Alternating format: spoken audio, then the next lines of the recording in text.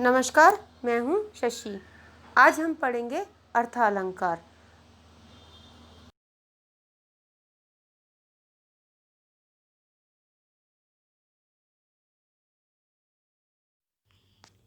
अर्थालंकार अर्थालंकार क्या होते हैं?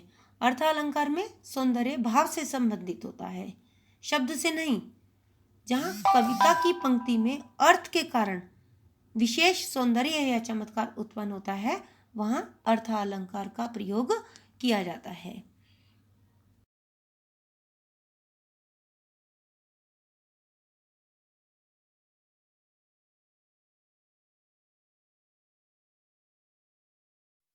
अर्थालंकार के 5 भेद होते हैं। पहला होता है उपमा, दूसरा रूपक, तीसरा उत्प्रेक्षा, फोर्थ मानवीकरण और फिफ्थ होता है अतिशयोक्ति। अब हम इन्हें जो है एक एक करके इनको समझने का प्रयास करते हैं। उपमा अलंकार। उपमा का अर्थ होता है समानता या तुलना करना। जब अत्यधिक समानता के कारण जहाँ किसी भी व्यक्ति अथवा वस्तु की तुलना किसी दूसरे प्रसिद्ध व्यक्ति या वस्तु से की जाती है, वहाँ उपमा अलंकार का प्रयोग किया जाता है। किसी के साथ हम जब कंपेयर करते हैं तो वहाँ पर उपमा अलंकार का प्रयोग किया जाता है। और इसमें सा, सी, सम, जैसी, ज्यों, के समान, तुल्य, सरिस आदि शब्दों का जो है वो विशेष रूप से प्रयोग किया जाता है। अब हम एक गाने के माध्यम से इसे समझने का प्रयास करते हैं।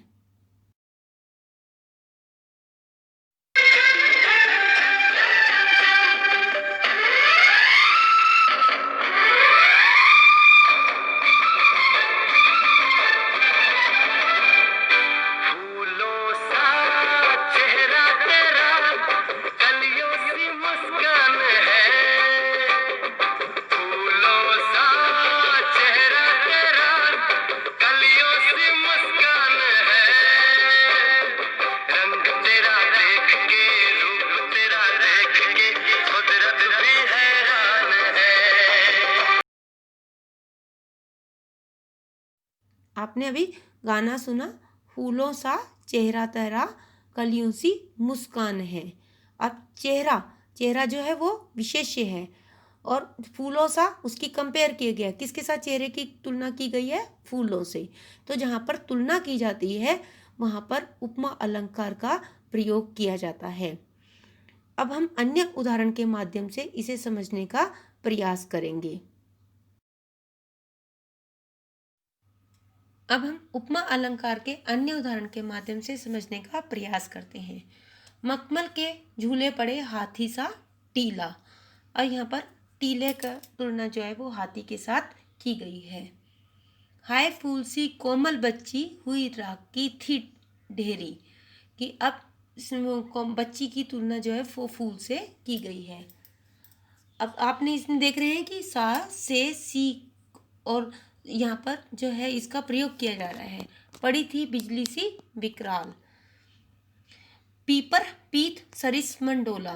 कि यहाँ पर सा से सी सरिस तुल्य के समान आदि शब्दों का जो है वो प्रयोग किया जाता है, वहाँ पर उपमा अलंकार का प्रयोग किया जाता है।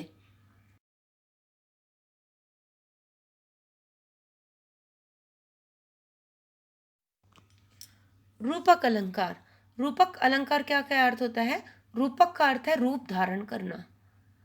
काव्य में जहाँ अत्यधिक समानता के कारण उपमेय पर उपमान के अंगों का आरोप किया जाता है, अंगों को अभिन्न बना दिया जाता है, वहाँ पर अंगों में कोई भेद ही नहीं रह जाता, वहाँ रूपक अलंकार का प्रयोग किया जाता है। जैसे एक गाने के माध्यम से हम इसे समझने का प्रयास करते हैं।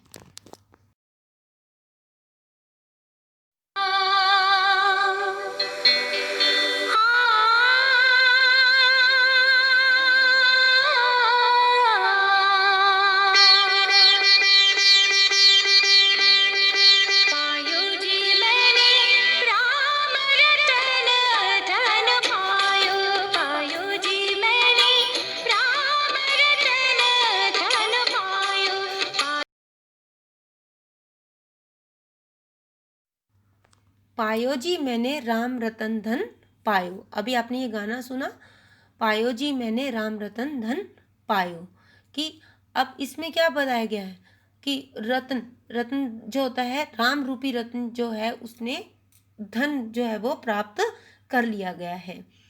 तो इसमें यहाँ पर उपमान और उपमेय में कोई अंतर ही नहीं रह गया। किस उपमेय अंगों को अभिन्न बना दिया गया है, किसको? राम रतन को, राम रूपी जो को है।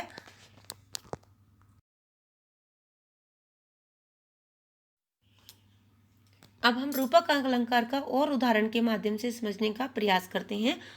उदित उदयगिरी मंच पर रघुबर बाल पतंग, निकसे संत सरोज सब हर्षित लोचन अंग। यहाँ पर मंच जो है वो उदयगिरी पर्वत के समान बताया गया है। राम जो है वो बाल पतंग के रूप में, बाल पतंग क्या होता है? सूर्य के समान बताए गए हैं। संत होते हैं सज्जन लोग, उनकी तुलना जो है वो कमल के साथ की गई है, सरोज, सरोज का मीनिंग कमल। और लोचन यहाँ पर भंवरे, भंवरे के समान जो है वो लग रहे हैं। यहाँ पर मंच तो ऐसा लग रहा है जैसे उदयगिरी पर्वत हो, और श्री राम यहाँ पर मंच पर खड़े हुए ऐसे महसूस हो रहे हैं, ऐसे लग रहे हैं कि जैसे सूर्य चमक रहा हो, सूर्य बनकर आए हों। और वहाँ पर बैठे राजा लोग जो थे, सज्जन लोग जो थे, वो कमल के समान लग रहे थे, और उनकी आंखें भंवरे के समान जो थी वो लग रही थी।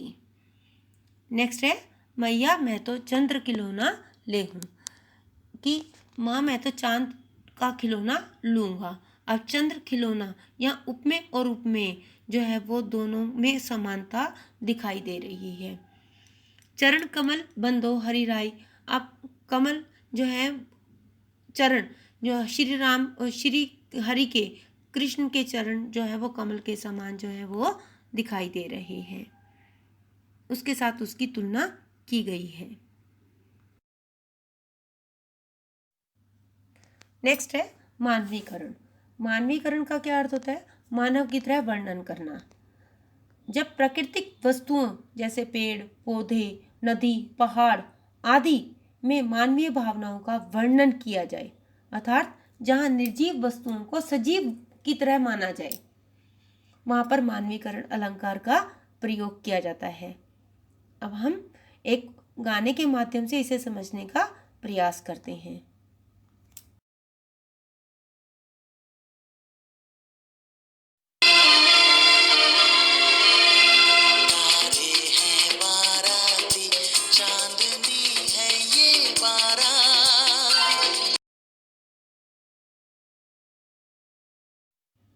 आपने अभी गाना सुना, तारे हैं बाराती चांदनी है ये बारात, कि तारे हैं बाराती, कि तारों को बाराती के समान समझा गया है। बाराती तो इंसान होते हैं, ठीक है। चांदनी है ये बारात, कि बारात में जो है वो बाराती यानी कि इंसान जाते हैं, तो तारों की तुलना जो है वो इंसानों से की गई है।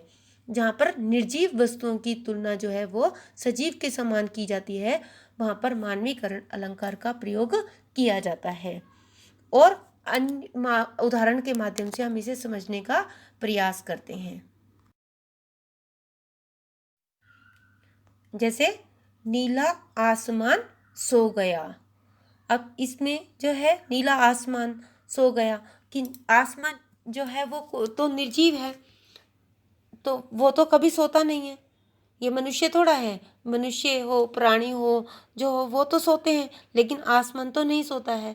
यहाँ पर जो है वो उसे निर्जीव वस्तु को सजीव के समान, मानव के समान जो है वो बताया गया है, कि नीला आसमान जो है वो सो गया है। यहाँ पर मानवीकरण का प्रयोग किया गया है।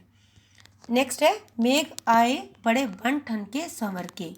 अब यहाँ पर मेघ, ये हमारे 9th की ही बुक का पोएम का है, मेघ आए बड़े बन ठन के संवर के, कि बादलों की, बादल जो हैं वो बड़े बन ठन के संवर के आए हैं। यहाँ बादलों के को जवाई माना गया है, यानी कि दामाद के रूप में उनकी जो है वो माना गया है, दामाद के रूप में उनको माना गया है, कि वो बड़े सच बन ठन के संवर कर जो है वो आए हुए हैं।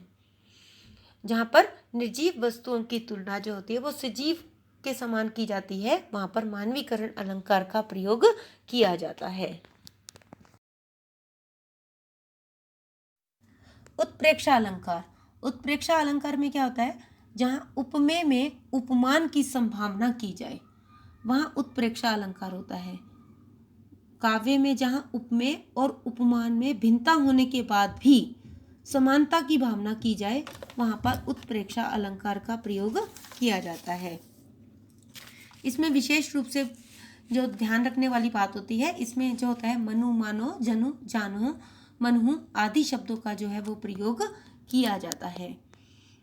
अब हम एक गाने के माध्यम से जो है वो इसे जानने का प्रयास करते हैं।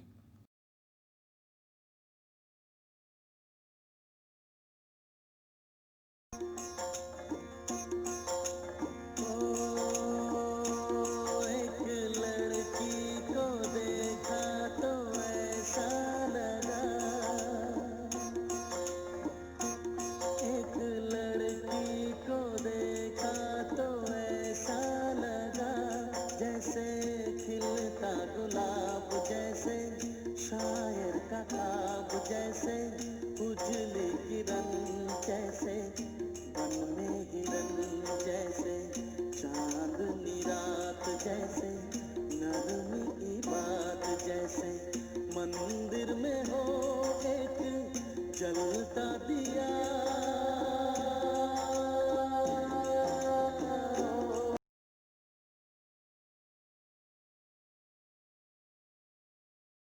लड़की को देखा तो ऐसा लगा जैसे खिलता गुलाब, जैसे शायर का ख्वाब, जैसे उजली किरण, जैसे मन में हिरण। इसमें नायक अपनी नायिका को जब देखता है तो उसे ऐसा महसूस होता है कि उसकी नायिका जैसे किसी गुलाब की तरह खिल रही हो, या फिर किसी शायर का ख्वाब हो, या किसी कोई उजली किरण हो, या मन में हिरण। तो इसमें जो है उपमान और उपमेय में भिन्नता होने के बाद भी समानता की संभावना जो है पाई गई है, तो यहाँ पर उत्प्रेक्षा अलंकार का प्रयोग किया गया है।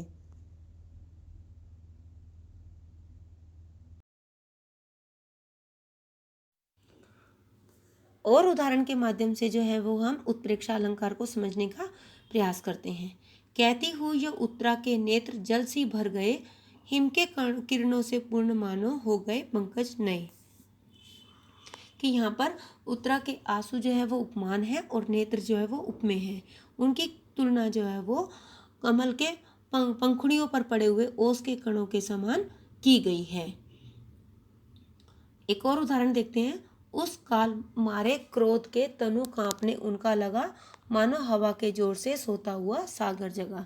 कि क्रोध के कारण जो था वो उनका शरीर जो था वो कांपने लगा, जब मानो ऐसे लग रहा था जैसे तेज हवा के चलने से सोया हुआ सागर मीन्स शांत सागर जो होते हैं उसमें हवा के तेज झोंके से जो होते हैं लहरें जो होती हैं वो उठने लगती हैं, वो बेचैन होने लगता है। जैसे एक और उदाहरण देखते हैं। हरिमुख मानो मधुर मयंक। इस प्रकार से हमने यमक उत्प्रेक्षा अलंकार को समझा। नेक्स्ट है अतिशयोक्ति अलंकार। अतिशयोक्ति अलंकार क्या होता है, जिसमें बढ़ा चढ़ाकर बात की जाए, जहाँ किसी वस्तु, पदार्थ अथवा कथन का वर्णन लोक सीमा से बढ़ाकर किया जाए, जहाँ पर किसी बात को जो है वो बढ़ा चढ़ाकर बोला जाता है, वहाँ पर अतिशयोक्ति अलंकार का प्रयोग किया जाता है। अब हम एक गाने के माध्यम से इसे समझने का प्रयास करते हैं। छुप गए सारे नजारे, कोई क्या बात हो गई। छुप गए सारे नजारे, कोई क्या बात हो गई। तूने काजल लगाया दिन में रात हो गई। तूने काजल लगाया दिन में रात हो गई। अभी आपने गाना सुना, छुप गए सारे नज़ारे ओए क्या बात हो गई, तूने काजल लगाया दिन में रात हो गई। यहाँ पर नायक जो है वो अपनी नायिका से बोल रहा है कि छुप गए सारे नज़ारे ओए क्या बात हो गई, कि सारे नज़ारे जो हैं वो छिप गए हैं। तूने काजल लगाया और दिन में रात हो गई, कि यहाँ पर जो है बढ़ा चढ़ाकर जो है वो बताया गया है। नायिका की जो आंखों की तुलना इस प्रकार से की गई है कि जैसे उसने काजल लगाया और दिन में ही रात हो गई। बढ़ा चढ़ाकर जो है अपनी उसकी प्रशंसा की गई है। जहाँ पर बढ़ा चढ़ाकर बात कही जाती है वहाँ पर अतिशयोक्ति अलंकार का प्रयोग किया जाता है। अन्य उदाहरण के माध्यम से हम इन्हें और समझने का प्रयास करते हैं। अब हम अन्य उदाहरण के माध्यम से अतिशयोक्ति अलंकार को समझने का प्रयास करते हैं। देखिए, हनुमान की पूंछ में लगन ना पाई आग, लंका सिगरी जल गई, गए निशाचर भाग। कि इसमें बढ़ा चढ़ाकर बताया गया है कि हनुमान की पूंछ में अभी आग ही नहीं लग पाई थी कि पूरी लंका जो थी वो जलकर राख हो गई थी और निशाचर जो थे, राक्षस जो थे, वो भाग गए थे। एक और उदाहरण के माध्यम से समझने की कोशिश करते हैं कि आगे नदियां पड़ी अपार, घोड़ा कैसे उतरे पार, राणा ने सोचा इस पार, तब तक चेतक था उस पार। कि राणा जो थे वो नदी को देखकर सोच रहे थे कि ये घोड़ा जो है वो कैसे पार करेगा। देखते ही देखते वो जो था, घोड़े ने जो था वो उस नदी को पार कर लिया। अब यहाँ पर वो उनकी जो है घोड़े की शक्ति का वर्णन जो है वो बढ़ा चढ़ाकर किया गया है। जहाँ पर कोई चीज़ बढ़ा चढ़ाकर कही जाती है वहाँ पर अतिशयोक्ति अलंकार का प्रयोग किया जाता है।